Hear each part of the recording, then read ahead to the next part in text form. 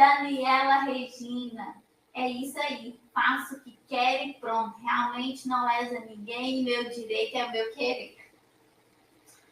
A Aline Thompson tá agradecendo o empurrão. Ela tá falando assim que é um momento exato, né? Que as pessoas estão precisando de autenticidade, elas estão precisando de expressão, né? E que elas precisam ter, né? Chega de polidez. Chega do politicamente correto. Quem que inventou isso? Isso não é correto. Chega de polidez, de falsidade. Vamos? Cadê a autenticidade de vocês? Cadê? Ah, não. Perdeu a graça.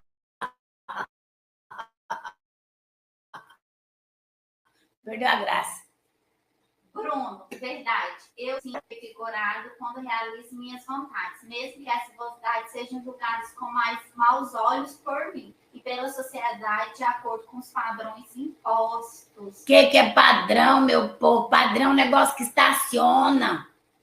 Padrão é uma coisa que não existe. Padrão.